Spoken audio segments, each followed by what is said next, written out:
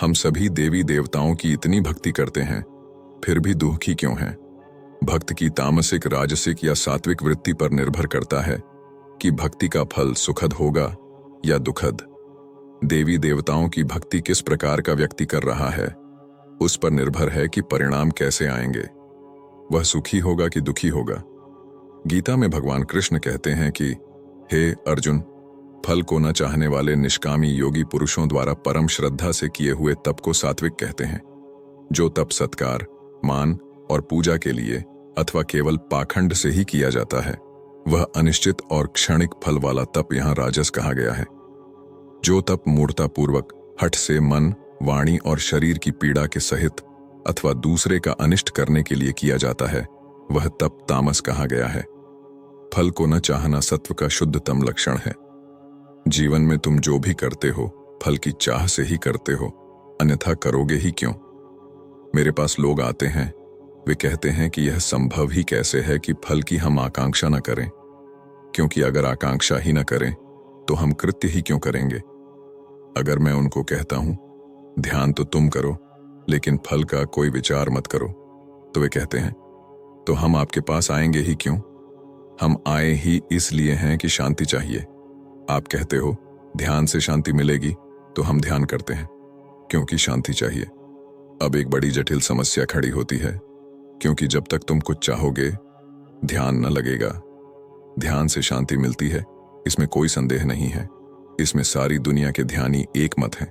ध्यान से शांति मिलती है, इसमें एक मत है। और एक और अजीब शर्त से भी एक मत है कि जब तक तुम चाहते हो तब तक नहीं मिलती, क्योंकि चाह अशांति है। चाहने में ही तो सारी अशांति है। चाहने के कारण ही तो तुम तने हो, चाहने के कारण ही तो भीतर एक बेचैनी है। तुम ध्यान कैसे कर पाओगे? वह तो सिर्फ मूर्तावश करता है। उसके मन में तो सिर्फ हिंसा और अज्ञान है।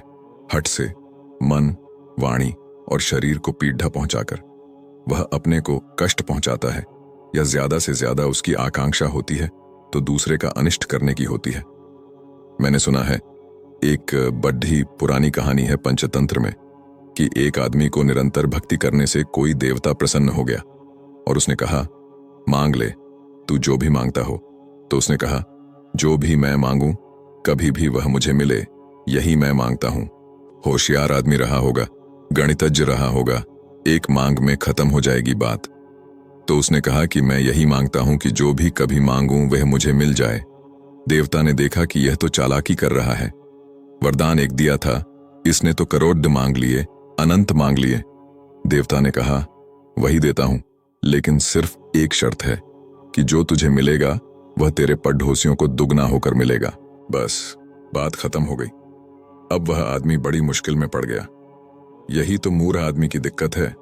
उसको खुद से कोई मतलब नहीं है। खुद को चाहे दुख भी मिले तो चलेगा, किसी को सुख न मिल जाए।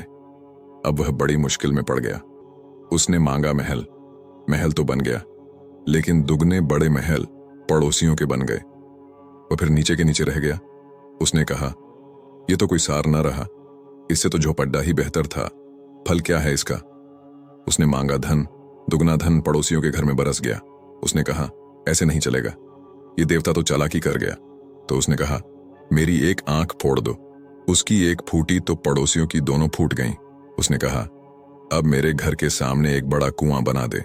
उसके घर के सामने एक कुआं बना, पड़ोसियों के घर के सामने दो बन गए। अब उसको तृप्ति हुई। खुद की आंख गई, उसकी कोई चिंता नहीं। अब तृप्ति हो गई कि अंधे कुआं में गिरेंगे, जाएंगे कहां? सारा पड़ोसी अंधा हो गया। दो दो कुएं हर घर के सामने हो गए। अब उसको शांति हुई। वह जो मूर्छित्त का व्यक्ति है, उसको अपने सुख में रस नहीं होता। उसका एक ही सुख होता है कि दूसरों को वह कितना दुखी करे, और बहुत बार तुम्हारे भीतर भी वह स्वर होता है। तुम्हें इसकी चिंता नहीं होती कि तुम्हें कितना मिल रहा है, तुम्हें इसकी चिंता होती है कि पड़ोसी को कितना मिल रहा है। अगर उसको कम मिल जाए तो तुम्हें जितना मिल रहा है उतने में भी सुख मालूम पड़ जाता है। उसको ज्यादा मिल जाए और तुम्हें भी ज्यादा मिल जाए तो भी रस नहीं मालूम होता, क्योंकि उसको भी ज्यादा मिल गया। मूर्ख चित्त दूसरे को दुख देने में अपना सुख मानता है। यह तमस का लक्षण है। राजस व्यक्ति अपने को सुख देने में सुख मानता है, सत्व का व्यक्ति दूसरे को सुख देने में सुख मानता है। और तुम्हारे जीवन की सारी गतिविधियां इन तीन हिस्सों में बंटी हैं। और अपनी हर गतिविधि का गौर से निरीक्षण करना, वह सत्व है, रजस है या तमस है, और चेष्टा करना तमस से रजस में उठने की, रजस से सत्व में उठने की। अगर कोई स्वाध्याय पूर्वक अपनी वृत्तियों का, अपनी दृष्टियों का, धारणाओं का, मनोभावों का ठीक ठीक अध्ययन करता रहे तो उस अध्ययन से ही तुम्हारे भीतर सीढ़ियां लग जाएंगी। और जैसे जैसे तुम सत्व के करीब आते हो वैसे वैसे श्रद्धा के करीब आते हो, जैसे जैसे सत्व के करीब आते हो वैसे वैसे भगवत्ता के करीब आते हो। भगवान दूर नहीं है, उतना ही दूर है जितनी तुम्हारे जीवन की दूरी सत्व से है। वह दूरी तुम पूरी कर लो, भगवान बरस जाता है। भक्ति का फल सुखद होगा या दुखद, यह भक्त की तामसिक, राजसिक या सात्विक वृत्ति पर निर्भर करता है।